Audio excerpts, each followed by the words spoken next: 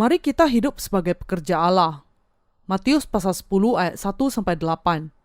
Yesus memanggil ke-12 muridnya dan memberi kuasa kepada mereka untuk mengusir roh-roh jahat dan untuk melenyapkan segala penyakit dan segala kelemahan.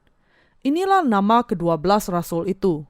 Pertama, Simon yang disebut Petrus, dan Andreas saudaranya, dan Yakobus anak Zebedeus, dan Yohanes saudaranya, Filipus dan Bartolomeus, Thomas dan Matius pemungut cukai, Yakobus anak Alfeus dan Tadeus, Simon orang Zelot, dan Yudas Iskariot yang mengkhianati dia. Ke-12 murid itu diutus oleh Yesus dan ia berpesan kepada mereka, "Janganlah kamu menyimpang ke jalan bangsa lain atau masuk ke dalam kota orang Samaria, melainkan pergilah kepada domba-domba yang hilang dari umat Israel. Pergilah dan beritakanlah kerajaan surga sudah dekat. Sembuhkanlah orang sakit, bangkitkanlah orang mati, tahirkanlah orang kusta, usirlah setan-setan. Kamu telah memperolehnya dengan cuma-cuma, karena itu berikanlah pula dengan cuma-cuma." Yesus memanggil 12 muridnya dan dia memutuskan untuk memberitakan Injil air dan roh ke seluruh dunia melalui para murid itu. Tetapi salah satu murid, Yudas, akhirnya mengkhianati gurunya karena dia tidak percaya bahwa Yesus adalah anak Allah dan Mesias yang datang ke bumi ini untuk menjadi juru selamat manusia. Yudas menjual Yesus untuk uang. Namun kemudian dia menyesal ketika dia memahami bahwa dia sudah mengkhianati anak Allah. Kita harus ingat bahwa ketika kita mengikuti Yesus, kalau kita mengkhianati Injil air dan roh yang diberikan Tuhan kepada kita, kita juga akan berakhir seperti Yudas ini. Sayangnya, ada banyak orang Kristen yang seperti Yudas di atas bumi ini. Kalau tidak ada seorang pun di antara kita yang mau menghadapi kematian rohani, kita semua harus percaya dan memberitakan Injil air dan roh yang diberikan Allah dengan segenap hati kita. Agar kita menjalani kehidupan yang benar, kita harus menempatkan iman kita kepada keilahian Yesus dan pelayanannya yang berupa air dan darah dan roh. Dunia ini adalah medan perang rohani bagi orang-orang Kristen. Banyak sekali roh jahat di dunia ini. Roh-roh itu berusaha mencari kesempatan untuk memangsa bahkan mereka yang percaya kepada Injil air dan roh. Jadi, meskipun seseorang percaya kepada Injil air dan roh, kalau dia jatuh ke dalam hawa nafsu kedagingannya, dia akan berakhir dalam kematian rohani. Kita jangan sampai mengizinkan pendusta melakukan segala sesuatu sekehendak hati mereka. Namun, kita orang-orang Kristen sejati harus melawan mereka dengan menyatakan kesia-siaan dari iman pendusta ini. Mereka kemudian akan membiarkan kita. Kalau tidak demikian, kalau kita gagal bertahan, kita akhirnya akan dimangsa mereka. Inilah sebabnya kita harus menjalani kehidupan kita sebagai tentara Allah sesudah percaya kepada Injil air dan roh. Barang siapa menerima pengampunan dosa dengan percaya kepada Injil air dan roh, harus menjadi tentara Kristus sejati yang memberitakan Injil air dan roh. Apakah saya mengatakan di sini bahwa semua orang percaya harus menjadi pelayan Tuhan? Tidak, bukan itu yang saya katakan. Memang akan jauh lebih baik kalau semua orang percaya memang menjadi pelayan Tuhan. Tetapi yang saya katakan di sini adalah bahwa kita semua harus melakukan pekerjaan kerajaan Allah sesuai dengan karunia yang Allah berikan kepada kita masing-masing. Anda perlu memahami bahwa kalau Anda tidak menjadi pasukan Allah yang melayani Injilnya, Anda akhirnya akan dimangsa oleh pasukan iblis. Mungkin ada di antara kita yang mengatakan, "Ya, karena saya bukan pelayan Tuhan, saya rasa iman saya kepada Tuhan baik-baik saja." Tetapi rekan seiman yang terkasih, Anda jangan sampai berpikir demikian. Anda harus memahami bahwa iblis tidak memilih-milih dalam serangannya, dan bahwa dia bermaksud untuk membinasakan semua orang yang tidak melakukan pekerjaan kerajaan Allah, dan hanya berpegang kepada hawa nafsu kedagingannya, baik mereka itu orang awam atau para pelayan Tuhan. Karena itu, setiap orang Kristen harus membuang 3 jenis hawa nafsu kedagingan itu. 1 Yohanes pasal 2 ayat 16. Hawa nafsu yang pertama yang harus kita buang adalah keinginan daging. Kita harus membuang segala keinginan yang di luar apa yang diizinkan Allah bagi kita. Yang kedua, kita harus membuang hawa nafsu keinginan mata. Yang ketiga, kita harus membuang keangkuhan hidup. Anda harus menuliskannya ke dalam hati Anda dan hanya dengan itu, Anda bisa mengasihi Tuhan dan mengikuti Dia. Kalau entah mengapa Anda mengikuti hawa nafsu kedagingan Anda, lalu berpikir, itu oke, karena saya sudah menerima pengampunan dosa, maka Anda akhirnya akan mati. Karena Anda sudah menerima pengampunan dosa, sudah sangat wajar bahwa iblis tidak akan membiarkan Anda, dan bahkan akan semakin berusaha untuk menjatuhkan Anda, mencari setiap kesempatan untuk mencapai tujuan ini. Karena itu, agar kita tidak dikalahkan iblis, kita harus senantiasa berjaga-jaga, dan kita harus mengadakan peperangan rohani melawan dia dengan iman. Hanya orang-orang yang menang dalam peperangan ini yang bisa bertahan, dan untuk itu, kita harus percaya kepada firman Injil air dan roh semakin teguh. Untuk bertumbuh di dalam kekuatan rohani kita perlu berperang melawan para pendusta itu dalam peperangan rohani. Adalah ketika orang-orang Kristen terlibat di dalam peperangan itu, kemudian kita bisa memahami besarnya iman mereka, dan adalah dengan berperang melawan musuh mereka dengan kuasa firman Tuhan saja, kita bisa memenangkan jiwa. Kalau kita tidak terus percaya kepada firman Injil air dan roh di dalam hati kita juga akan kehilangan bukan hanya kekuatan rohani kita, tetapi juga harta, milik, dan bahkan nyawa kita. Bagaimana kita kehilangan segala berkat Allah? Dengan tidak mau percaya kepada Injil air dan roh. Karena dunia ini adalah medan peperangan rohani, dan karena itu, iblis tidak akan membiarkan orang-orang yang tidak beriman hidup damai. Tuhan kita memerintahkan agar kita mencari domba yang terhilang dan mengajar mereka Injil air dan roh. Para pekerja Allah harus senantiasa melakukan pekerjaannya. Para pekerja Allah harus pergi mencari dombanya yang hilang. Tuhan kita mengambil 12 muridnya ketika bekerja di dunia ini. Dan melalui para murid Yesus ini, banyak orang menerima pengampunan atas dosa-dosa mereka. Dan mereka juga bisa hidup sebagai pasukan Allah yang diberkati dan datang ke hadiratnya. Tertulis di dalam bagian kitab suci hari ini. Janganlah kamu menyimpang ke jalan bangsa lain atau masuk ke dalam kota orang Samaria, melainkan pergilah kepada domba-domba yang hilang dari umat Israel. Pergilah dan beritakanlah kerajaan surga sudah dekat. Kita harus mencari jiwa-jiwa yang tidak berdosa, bukan orang Samaria yang rohani. Orang-orang Samaria memiliki kaitan dengan bangsa Israel, tetapi darah mereka tidak murni. Mereka adalah keturunan darah campuran yang berasal dari perkawinan campuran antara bangsa Israel dengan orang-orang Asyur pada masa pembuangan mereka di Babel. Karena itu, bangsa Israel tidak menerima mereka sebagai bangsa mereka sejak saat itu. Secara rohani, kepada domba-domba Israel yang hilang itulah kita harus pergi. Kita harus menguji setiap jiwa dan bertanya kepada diri sendiri, apakah orang ini termasuk domba yang hilang bagi Allah? Ada beberapa orang di bumi ini yang sungguh-sungguh haus akan firman Allah. Adalah ketika kita sungguh-sungguh melakukan pekerjaan Allah, kemudian kita dibentuk menjadi murid Yesus yang baik, yang layak dipakai oleh Allah. Allah sedang membuat kita menjadi prajurit yang terlatih dari Yesus dengan memakai kita sebagai alatnya.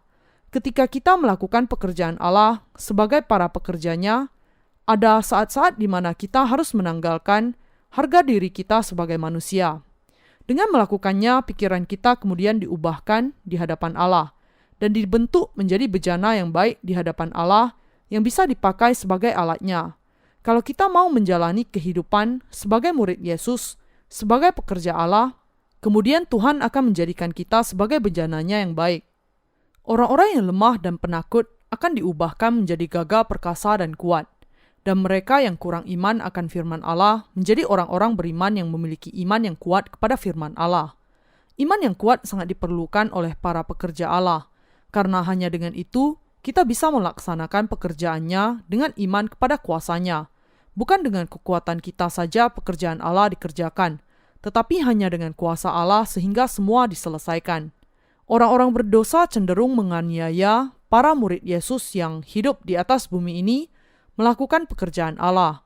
Yesus mengatakan, seorang murid tidak lebih daripada gurunya, atau seorang hamba daripada tuannya. Cukuplah bagi seorang murid jika ia menjadi sama seperti gurunya, dan bagi seorang hamba jika ia menjadi sama seperti tuannya. Matius pasal 10 ayat 24-25. Dia mengatakan bahwa adalah cukup bagi seorang murid untuk menjadi sama seperti gurunya. Yesus adalah guru dari semua orang yang percaya kepadanya. Ketika Tuhan kita datang ke bumi ini, dia dihina dan dianiaya banyak orang. Karena Tuhan kita sendiri dianiaya, kita harus menerimanya sebagai sesuatu yang wajar bahwa kita yang sudah menjadi murid-muridnya juga akan dianiaya. Bagi mereka yang sudah menjadi murid Yesus, cukup bagi mereka kalau mereka bisa menahan penganiayaan, sebagaimana Tuhan kita sudah melakukannya. Dan karena Tuhan kita mengikuti kehendak Allah Bapa ketika mengalami penderitaan karena penganiayaan, kita juga sebagai murid-muridnya juga mengikuti kehendak Tuhan kita dan menahan penganiayaan itu seolah tidak ada apa-apa. Para murid Yesus memang harus tahu bagaimana menganggap sebagai sebuah sukacita jika mereka dianiaya oleh para pendusta. Dan bahkan di tengah-tengah penganiayaan itu, mereka harus tahu bagaimana mengikut Tuhan dengan sepenuhnya. Selain itu, para prajurit Tuhan juga harus tahu bagaimana cara memenangkan peperangan rohani. Segala sesuatu akan dinyatakan sesuai dengan kebenaran Allah. Jadi, kita harus memahami bahwa setiap kelemahan yang disembunyikan seseorang dari orang lain akan semua dinyatakan, karena Tuhan kita mengatakan, tidak ada sesuatu pun yang tertutup, yang tidak akan dibuka, dan tidak ada sesuatu pun yang tersembunyi, yang tidak akan diketahui. Matius pasal 10 ayat 26. Allah sudah menjadikan kita pemberani. Saya percaya bahwa Allah hidup. Tuhan kita mengatakan kepada para pekerja Allah, dan janganlah kamu takut kepada mereka yang dapat membunuh tubuh, tetapi yang tidak berkuasa membunuh jiwa. Takutlah terutama kepada Dia yang berkuasa membinasakan baik jiwa maupun tubuh di dalam neraka. Matius pasal 10 ayat 28.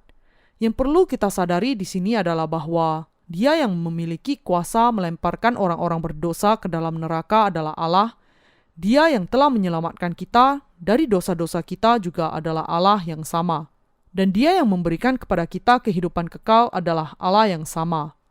Maut bukanlah akhir sepenuhnya dari keberadaan kita. Semua manusia dilahirkan satu kali, dan ketika mati, semua orang akan dibawa kepada kehidupan kekal lagi. Ini yang harus kita pahami dan yakini.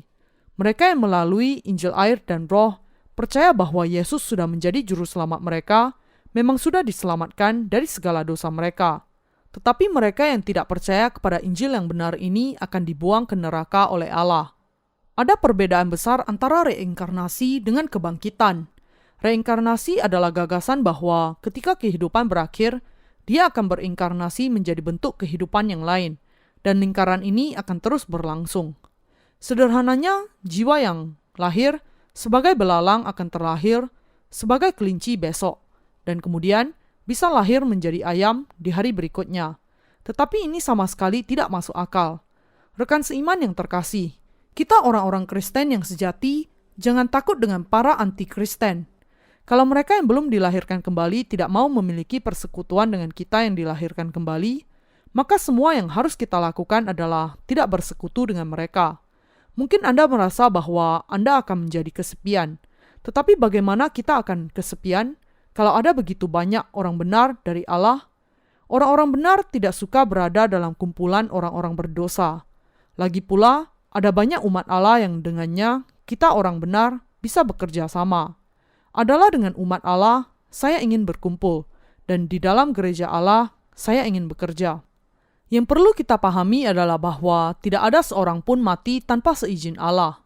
Yesus mengatakan, tidakkah 2 burung pipit dijual seduit harganya? Ketika seekor burung pipit dijual seduit harganya, seolah-olah memang dia dijual dan dibeli orang. Tetapi bukankah ini pun hanya bisa terjadi atas izin Allah? Kalau demikian, betapa lebih besarnya kepedulian Allah akan orang-orang benar, bukan? Kematian kita juga tidak akan pernah terjadi kecuali atas seizin Allah. Kalau Allah tidak mengizinkannya, kita tidak akan mati hanya karena ada orang yang berusaha untuk membunuh kita. Kita hanya akan mati kalau Allah mengizinkannya, dan tidak akan ada yang bisa terjadi tanpa ada izin Allah. Kehidupan kita dengan kata lain ada di tangan Allah. Kita jauh lebih berharga dibandingkan burung pipit di udara. Tuhan kita mengatakan, setiap orang yang mengakui aku di depan manusia, aku juga akan mengakuinya di depan Bapa-Ku yang di surga. Tetapi barang siapa menyangkal aku di depan manusia, aku juga akan menyangkalnya di depan Bapa-Ku yang di surga. Matius pasal 10 ayat 32-33. Rekan seiman yang terkasih, kalau kita percaya kepada baptisan yang diterima Yesus dan curahan darahnya di atas kayu salib sebagai keselamatan kita, Dia pasti akan menerima kita. Sebaliknya, kalau kita tidak percaya demikian, Yesus juga akan menyangkal kita. Karena dosa-dosa kita, Dia dibaptiskan oleh Yohanes Pembaptis dan dihukum, dan dengan itu menyelamatkan kita dari segala dosa kita. Kalau kita menyangkal kebenaran ini, artinya kita menyangkal Yesus. Tuhan kita mengatakan, sesungguhnya jika seorang tidak dilahirkan dari air dan roh, ia tidak dapat masuk ke dalam kerajaan Allah. Yohanes pasal 3 ayat 5. Dilahirkan dari air dan roh berarti menerima pengampunan dosa dengan percaya kepada kebenaran bahwa Yesus sudah menyelamatkan kita dari segala dosa dunia dengan datang ke bumi ini, menanggung segala dosa kita sekaligus dengan baptisannya, dan mati di atas kayu salib. Rekan seiman yang terkasih, di antara orang-orang Kristen, orang-orang yang telah sungguh-sungguh dilahirkan kembali adalah orang-orang yang sudah menerima pengampunan dosa dengan dilahirkan kembali dari air, darah, dan roh.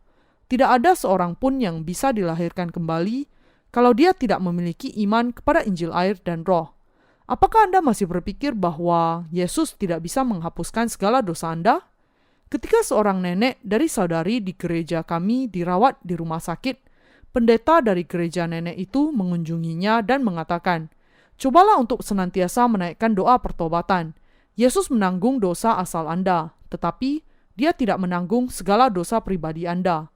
Apakah Anda percaya bahwa Dia hanya menghapuskan segala dosa asal Anda dan bahwa dosa-dosa pribadi Anda tidak ditanggungnya?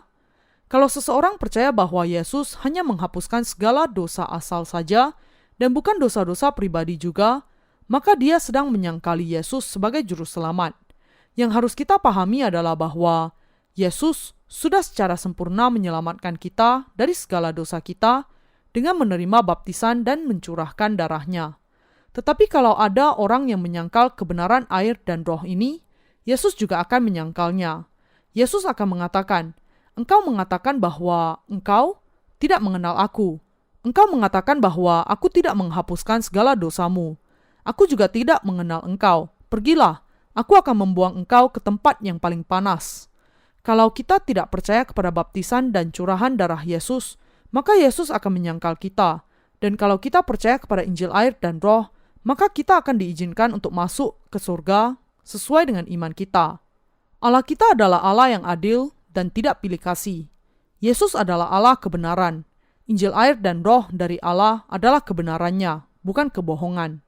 Kalau Tuhan kita mau menerima semua orang yang berusaha keras untuk percaya dengan cara mereka sendiri, mengapa Dia memberikan kepada kita Injil air dan roh dengan mengorbankan diri begitu rupa? Itu adalah untuk menyelamatkan kita dari segala dosa kita, sehingga Dia mengorbankan dirinya dan memberikan Injil air dan roh kepada kita. Tetapi hanya kalau kita percaya kepada Injil ini. Dia tidak mengatakan, "Ya, karena mereka mengaku percaya kepadaku dan berusaha keras untuk hidup sebagai orang-orang Kristen, bagaimana mungkin aku mengatakan tidak mengenal mereka?" Mungkin jawaban mereka salah, tetapi aku masih harus tetap menerima mereka atas dasar rasa kasihan. Karena itu, kalau seseorang tidak mengenali Injil air dan roh, maka dia belum diselamatkan dari segala dosanya. Tuhan kita mengatakan, "Jangan kamu menyangka bahwa aku datang untuk membawa damai di atas bumi. Aku datang bukan untuk membawa damai, melainkan pedang." Matius pasal 10 ayat 34. Para pekerja kita jangan pernah salah paham akan hal ini. Tidak layak bagi orang-orang benar untuk menjadi satu dengan orang-orang berdosa dan hidup tenang tanpa peduli apa yang terjadi. Tetapi mereka harus tetap memberitakan Injil air dan roh yang memperdamaikan orang-orang berdosa ini dengan Allah. Tuhan kita mengatakan kepada kita, "Jadi, apakah engkau mau percaya kepada Injil air dan roh atau tidak? Aku sudah menghapuskan segala dosamu.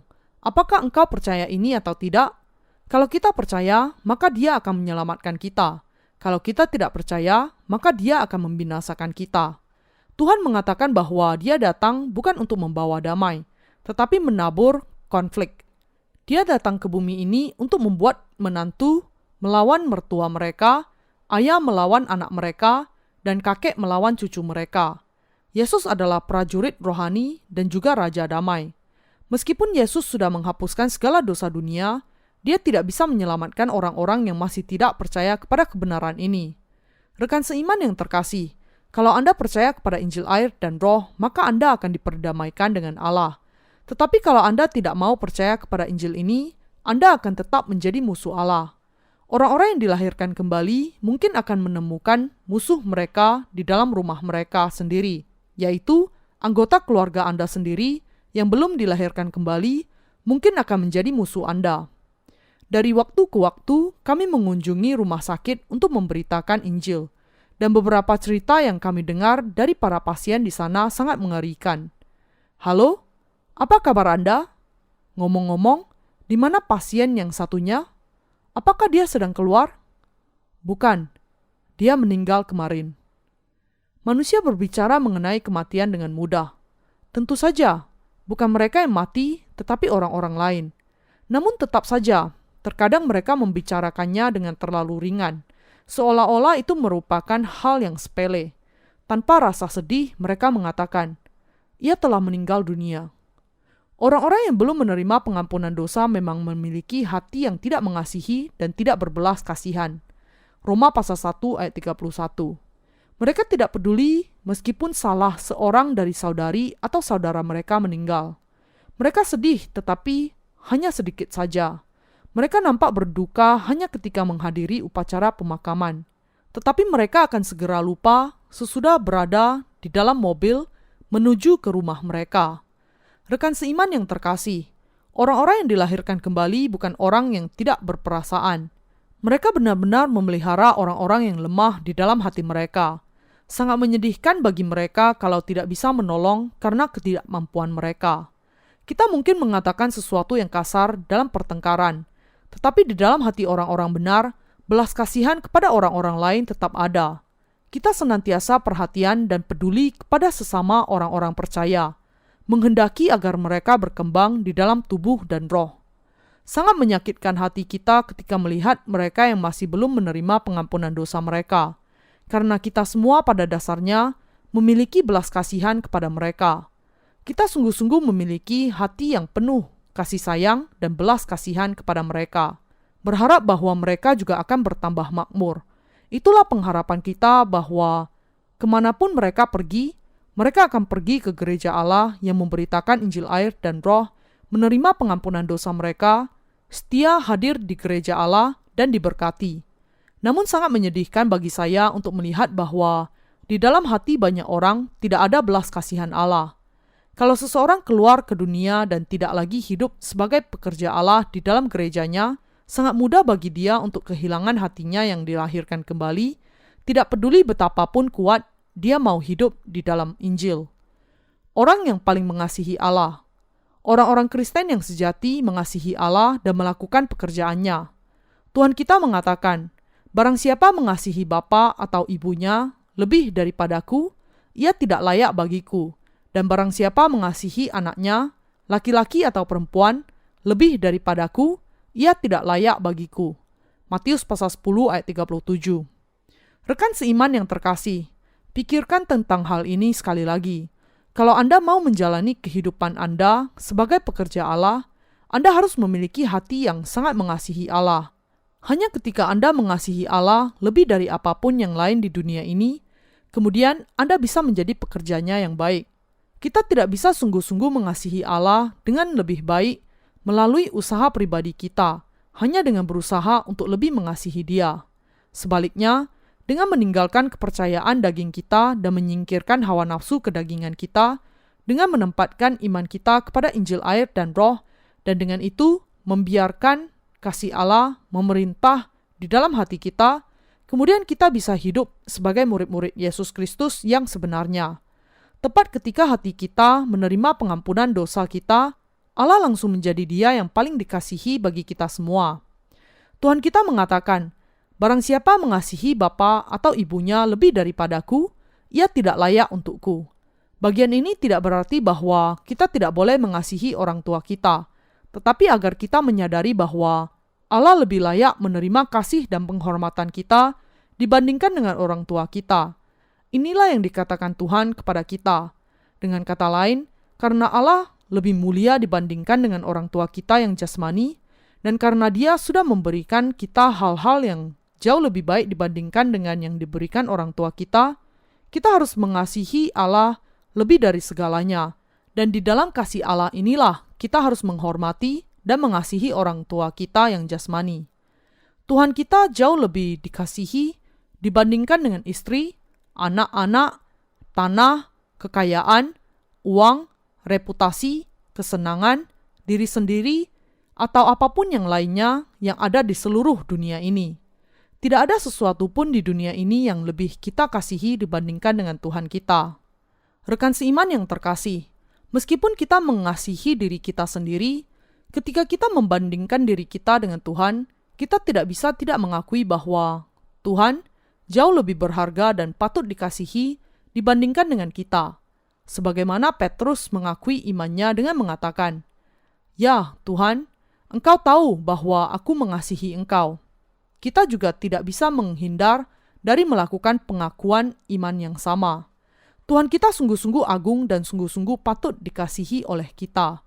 Tidak ada orang di dunia ini, di seluruh alam semesta, dan untuk selama-lamanya yang lebih baik dibandingkan Tuhan kita.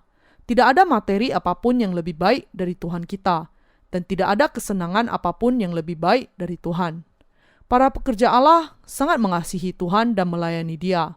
Kenyataannya, hanya umat Allah yang demikian yang bisa menjadi pekerja Allah, dan Allah juga sangat mengasihi para pekerjanya yang senantiasa mengingat Dia. Izinkan saya menjelaskan di sini bahwa Anda dan saya memang harus hidup sebagai para pekerja yang demikian.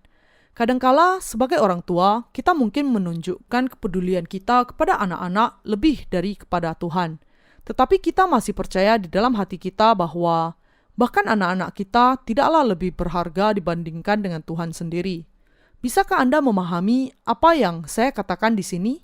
Kalau kita membandingkan anak-anak kita dengan Tuhan dan menilai harganya, Tuhan kita jauh lebih berharga dibandingkan dengan anak-anak kita sendiri.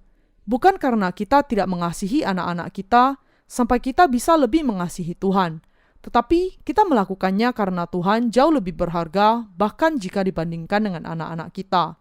Dan untuk memperhatikan serta merawat anak-anak kita di dalam kasih Tuhan adalah kasih yang sejati. Ketika saya mengatakan bahwa kita mengasihi Allah lebih dari orang tua dan anak-anak kita, mungkin ada yang salah berpikir bahwa saya melarang Anda untuk mengasihi anak-anak dan orang tua Anda, serta harus meninggalkan mereka. Tetapi bukan itu yang saya katakan di sini. Saya tidak mengatakan bahwa Anda harus meninggalkan anak-anak dan orang tua Anda, tetapi supaya Anda mengasihi Allah terlebih dahulu. Ingat, apa yang dikatakan Tuhan di sini? Barang siapa tidak memikul salibnya dan mengikut aku, ia tidak layak bagiku. Matius pasal 10 ayat 38. Pekerja Allah yang benar adalah seseorang yang bisa mengikuti Tuhan bahkan di tengah-tengah kesulitan. Anda dan saya harus bisa mengikuti Tuhan bahkan ketika kita menghadapi kesulitan dan kesukaran. Ini adalah sesuatu yang sebenarnya sangat sulit dipraktekkan. Tuhan mengatakan, barang siapa mengasihi bapa atau ibunya lebih daripadaku, ia tidak layak bagiku. Dan barang siapa mengasihi anaknya, laki-laki atau perempuan, lebih daripadaku, ia tidak layak bagiku. Dan dia menambahkan, barang siapa tidak memikul salibnya dan mengikut aku, ia tidak layak bagiku. Yang dikatakannya di sini adalah bahwa kita harus mengasihi Tuhan lebih dari kita mengasihi diri sendiri. Setiap pekerja yang mengikuti Allah harus memikul salibnya sendiri. Dengan kata lain, mereka yang percaya kepada Yesus dan mau melayani Dia memang harus menghadapi kesukaran dan penderitaan, dan adalah orang-orang yang bahkan ketika mereka mendapati diri mereka di dalam penderitaan ini, masih percaya kepada Tuhan, bertahan dan tinggal tetap, dan masih mengikuti Tuhan kita yang merupakan para pekerja Yesus yang benar. Dengan kata lain, mereka yang mengikuti Tuhan bukan hanya pada saat senang, tetapi bahkan saat menghadapi kesukaran, merekalah para pekerja Allah yang benar. Adalah melalui para pekerja Allah yang demikian, Yesus menggenapi kehendaknya. Rekan seiman yang terkasih, kalau ini memang benar, maka Anda dan saya harus menjadi pekerja Allah juga. Kita jangan puas hanya menjadi orang-orang kudusnya. Kita harus menjadi pekerjanya yang setia. kita harus menjalani kehidupan kita sebagai pekerjanya. Hanya dengan itu kehendak Allah akan digenapi. Hanya ketika kita hidup sebagai pekerja-pekerjanya, kita bisa menghindar dari kematian rohani dan menerima serta menikmati semua berkat-berkat yang dicurahkan Allah kepada kita. Rekan seiman yang terkasih, perhatikanlah para saudara dan saudari yang baru-baru ini saja menerima pengampunan dosa-dosa mereka. Kita melihat bahwa karena mereka belum dituntun untuk menjadi para pekerja Allah, terlalu banyak dari mereka yang hidup tanpa tujuan apapun, bahkan setelah mereka menjadi ciptaan baru. Ketika begitu banyak orang yang mati, dan ketika banyak sekali jiwa-jiwa menuju ke neraka, barang siapa yang percaya hanya untuk dirinya dan tidak memberitakan kabar baik kepada orang-orang lain adalah orang yang jahat. Orang-orang yang demikian adalah seperti hamba yang diberi 1 talenta yang nantinya akan dibuang. Matius pasal 25 ayat 28-30. Pokok anggur. Allah memerintahkan agar kita yang sudah menerima pengampunan dosa menjadi para pekerjanya. Baik kita memiliki kekurangan ataupun tidak, Dia memerintahkan agar kita hidup sebagai para pekerja yang memberitakan Injil dan yang kehidupannya sungguh-sungguh sepenuhnya taat kepadanya. Kalau kita menjalani kehidupan sebagai para pekerja yang melayani Injil, Allah akan menolong kita dengan cara yang tak terhitung banyaknya. Mengapa Allah menolong kita? Karena memang layak bahwa Bapa memberikan kepada kita perawatan sehingga kita sebagai ranting dari pokok anggur Yesus akan menghasilkan lebih banyak buah. Tetapi apa yang akan terjadi kalau rantingnya tumbuh dari pokok anggur tetapi hanya berdiam diri dan tidak menghasilkan buah apapun? Allah akan memangkas dari pokok anggur semua ranting yang tetap tidak berbuah meskipun sudah mendapatkan perawatan yang baik. Ketika ranting-ranting yang tidak berbuah itu dipangkas, tunas yang baru akan bertumbuh di sana. Ranting yang lama kemudian akan memberikan kepada tunas yang baru itu makanan dan perawatan yang berasal dari akar, sehingga mereka bisa berbunga dan menghasilkan anggur. Ketika para pendahulu iman memberikan kepada tunas yang baru itu firman Allah, tunas yang baru itu akan segera menghasilkan buah. Mereka yang pertama kali telah menerima pengampunan dosa harus berkeliling dan memberitakan Injil, sementara para pendahulu iman terus memberikan kepada orang-orang yang baru dilahirkan kembali itu perawatan. Dengan cara ini semakin banyak orang yang datang untuk menerima pengampunan dosa-dosa mereka. Jadi, melalui ranting-ranting yang lama dan melalui saudara dan saudari yang sudah menerima pengampunan dosa-dosa mereka, Injil akan terus diberitakan. Ketika Anda memberitakan Injil, Anda perlu mengajar orang lain bagaimana seharusnya mereka menjalani kehidupan setelah menerima pengampunan dosa-dosa mereka. Kalau Anda dan saya tidak melayani Injil setelah menerima pengampunan dosa-dosa kita akan terpisah dari gereja Allah. Setiap orang yang sudah menjadi ranting yang baru harus menghasilkan buah dan berlipat ganda. Kalau mereka malas dalam hal ini, Tuhan akan memangkas mereka. Karena itu, kalau Anda sudah benar-benar menerima pengampunan dosa-dosa Anda harus berdoa kepada Allah untuk memberikan kepada Anda iman yang lebih kuat. Dan Anda perlu mendengar firman Allah dengan tekun dan bertindak sesuai dengan firman itu, meskipun Anda tidak pandai melakukan firman itu. Ketika kita memberitakan Injil air dan roh sesuai dengan firman Allah yang tertulis, kalau kita mendapati diri kita tidak bisa berkata-kata, yang harus kita lakukan adalah berdoa dan menerima kekuatan yang baru. Rekan seiman yang terkasih, ketika Anda menjadi para pekerja Allah, Anda menerima berkat-berkat-Nya. Kalau Anda telah menjadi orang-orang benar, maka hanya setelah Anda menjalani kehidupan sebagai pekerja Allah, maka Dia akan senantiasa memberikan kepada Anda perawatan yang tak ada habisnya. Dari perawatan ini kemudian Anda akan menghasilkan lebih banyak buah. Dan supaya Anda akan terus bisa menghasilkan lebih banyak buah, Allah akan terus memberikan kepada Anda perawatan yang cukup bagimu yang diperlukan untuk hal itu. Ranting-ranting yang dirawat dengan iman pasti akan berkembang menjadi ranting yang besar dan sehat. Dan ketika ranting itu menghasilkan tunas yang semakin banyak dan ranting yang baru bertumbuh, mereka akan menjadi semakin besar dan semakin kuat. Inilah kehidupan yang diinginkan oleh orang-orang benar. Pokok anggur itu kosong di bagian dalamnya. Kita inilah ranting dari pokok anggur itu. Kita yang sudah memutuskan untuk menjalani kehidupan sebagai para pekerja Allah harus mengosongkan hati kita Dan kita harus mengisi ruangan yang kosong di dalam hati itu dengan firman Allah, dengan percaya kepadanya. Sangat bagus kalau mengosongkan hati kita itu semudah mengosongkan tempat sampah. Tetapi pastilah bukan demikian. Mengosongkan hati kita memerlukan tugas penyangkalan diri yang sangat sulit. Akan tetapi, para pekerja Allah sungguh-sungguh mengerti bahwa semakin besar penderitaan dan kesukaran mereka, dan semakin besar kesempatan mereka menggunakan iman mereka, dan mereka akan menjadi ranting yang semakin tebal serta sehat. Saya mendorong Anda semua yang sudah menerima pengampunan dosa-dosa Anda untuk menjadi para pekerja Allah, karena Allah sendiri, karena jiwa-jiwa di seluruh dunia, karena keluarga dan sanak saudara Anda, tetangga dan sahabat Anda, dan juga karena diri Anda sendiri. Menjadi pekerja yang melayani Injil, pekerja yang memberitakan Injil, jadilah pekerja yang demikian. Allah kemudian akan memberkati Anda semua.